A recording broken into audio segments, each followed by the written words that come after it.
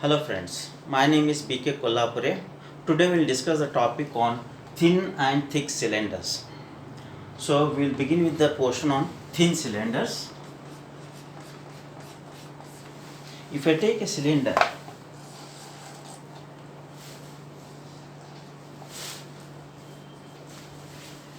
if this is the diameter of the cylinder D, and if this is the thickness of the cylinder, if the thickness of the cylinder is less than 110 to 115 of the radius, we call such cylinders as thin cylinders. The thickness is very less compared to its diameter, where T is less than 110 to 115 of the radius.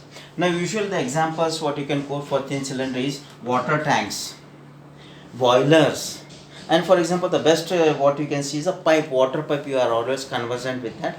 That is also a form of cylindrical pipe only. Now here, for example, if you take a pipe and if you allow water to flow through that, or any fluid, air, gas, anything, in that case what will happen is this pipe is always subjected to internal pressure, and this pressure will be acting in the radial direction. Suppose if a fluid is flowing here, so the pressure will be acting in the radial direction. P, if I call as the pressure, this is acting in the radial direction. So what will happen to the pipe when the water is flowing in the radial direction? So this pipe will break into two parts like this. So here this breaking depends upon the thickness of the pipe. If the thickness is more, it needs more strength to break it into two. So here we are going to come across a term known as hoop stress. Hoop stress is along the cross section. This is one. Another stress what you come across in pipe is if I connect one pipe with the other pipe. It's your common experience. Whenever the water is flowing with the pressure, the pipes will try to separate out along the length. Now this stress what we see is a longitudinal stress. So these thin cylinders are subjected to two types of stresses. One is the hoop stress along the cross section, and the second one is the longitudinal stress along the length of the member. Now we are required to find out how much is the hoop stress and how much is the longitudinal stress acting in a pipe. Suppose if I have shown this cross section of the pipe,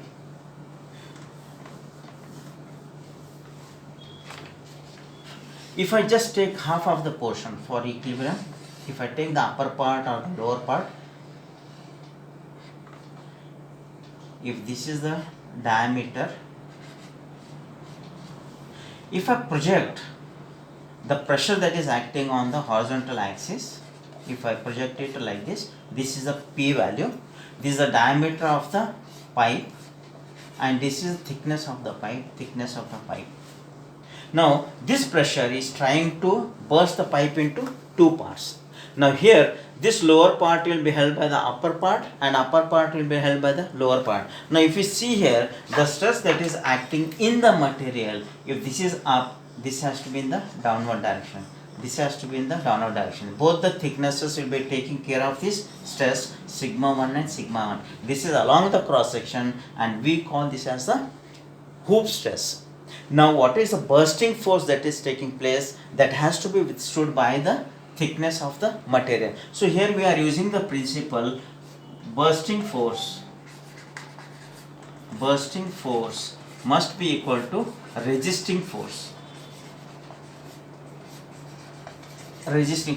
What is trying to burst is the pressure of the water, P. It is acting for a length of D, and it is acting for the full length of the pipe. If I call the length of the pipe as L, P, T, L is the pressure acting. This must be equal to the resisting force. Who is going to resist this? The strength of the material. It has got two thicknesses, so it will be 2T. Again it is acting for whole length of the pipe, so this will be equal to L. So sigma 1 will be equal to PD by 2T. This stress we call it as hoop stress or circumferential stress.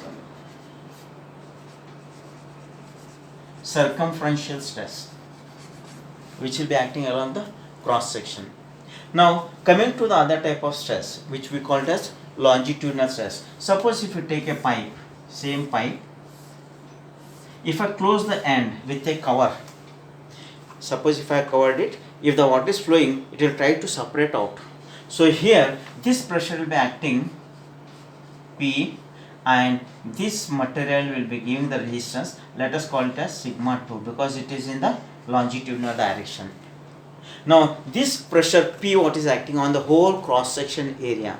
So total pressure acting will be P into area is pi d squared by 4. It is acting on the circular area. If you take a cover and put it, the cover will split, run out. So the area of the cover is pi d squared by 4 into P. This must be equal to resisting force. Who is going to resist?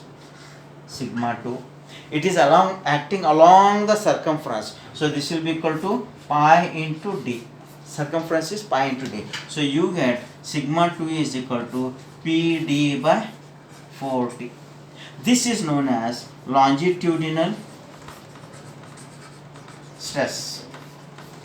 And if you see the relation between sigma 1 and sigma 2 is nothing but sigma 1 by 2, Pd by 2t, Pd by 4t. So you are required to remember these two formulas.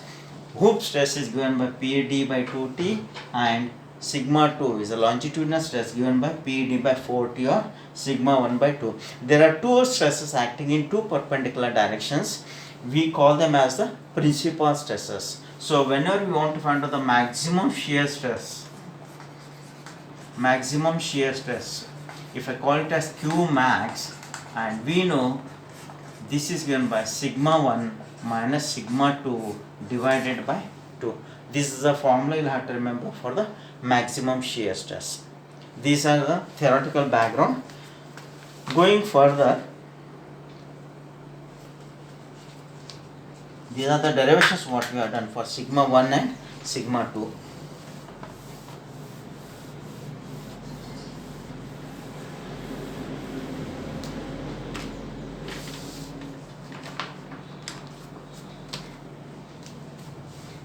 Now we are going to find out the change in dimensions and volume. See, we are seeing whenever pressure is acting, diameter is changing and longitudinal pressure is there, the change in the length will also take place. When diameter and length changes, definitely the volume is going to change. So we are going to see what is the change in the dimension and what is the change in diameter. Dimensions means diameter, length and the volume. So here circumferential strain, we have got circumferential stress, we will be having circumferential strain. Suppose if I take circumferential strain, if I call it as E1, we know if there are two stresses acting perpendicular to each other, then strain are given by sigma 1 by E minus 1 by m sigma 2 by E. This is the strain acting for the longitudinal direction, and we know this is nothing but delta D by D. Change in diameter by original diameter is the circumferential strain. Suppose if I simplify the value of sigma 1 is equal to Pd by 2t, and if I simplify sigma 2 is equal to Pd by 4t, what we have derived just now, if I simplify the value here, we get a formula Pd by 2te multiplied by 1 minus 1 by 2m. This is from first principle, you can remember or you can directly remember this formula. It is better to remember this one. This is the circumferential strain. Another strain is the longitudinal strain. Longitudinal strain E2 along the length. This is equal to, you will begin with sigma 1, you will become with sigma 2 by E minus 1 by m sigma 1 by E.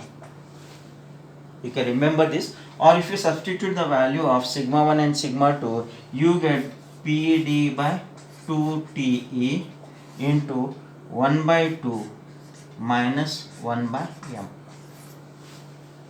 This longitudinal strain is nothing but change in length by original length. So these formulas will help you to find out what is the change in the diameter and what is the change in the length. So next we will go for change in the volume. We have seen in our earlier chapters, the volumetric strain for a cylindrical body EV, which we call it as delta V by V, this is given by twice of E1 plus E2. Along the diameter is twice and once along the length. Suppose if you substitute the value of E1 and E2, if you get simplify it, you get the formula PD by 4TE into 5 minus 4 by m. So this is a formula that you can use, where P is the pressure acting inside pressure, D is the diameter of the thin cylinder, T is the thickness of the thin cylinder, and E is the modulus of elasticity or Young's modulus, and 1 by m is the Poisson's ratio. So you are required to find out the formulas for sigma 1. You will have to remember the formula for sigma 2. You will have to remember what is sigma 1, E1 strain, and what is E2 and what is EV. So you will be getting problems based upon these conditions. So we will see a problem on these.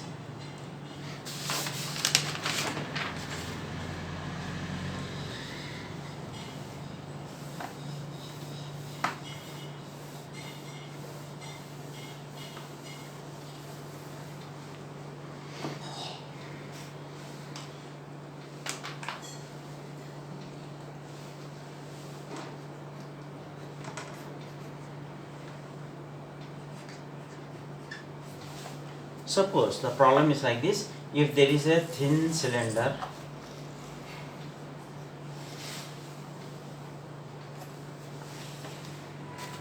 whose diameter is 800 mm. So this internal diameter is 800 mm. It is having a thickness of 10 mm and the length of the member is L is equal to, suppose if it is 2 meters, if it is subjected to a pressure, internal pressure of 20 Newton per mm square,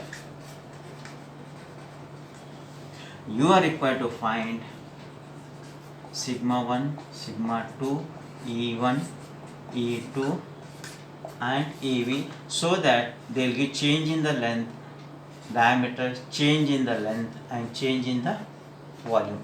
So you are required to find out what is the change in the dimensions and what is the change in the volume. You can also find out the maximum shear stress if you know sigma 1 and sigma 2. This is a problem 4.7, page 240. Now let us simplify this. So we have got the data here. So we will go with circumferential stress, or we call it also as hoop stress. This is given by sigma 1, the formula is PD by 2T. So where P is here 20 and D is 800 divided by 2 into thickness is 10 mm. So if you simplify this, you will be getting the value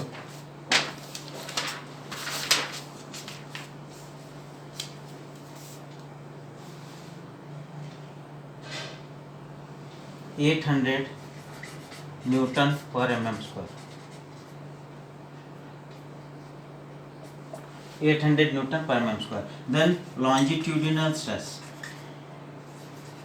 Longitudinal stress sigma 2. This is given by sigma 1 by 2, or that is nothing but PD by 40. This will be sigma 1 by 2. So this will be 400 Newton per mm square.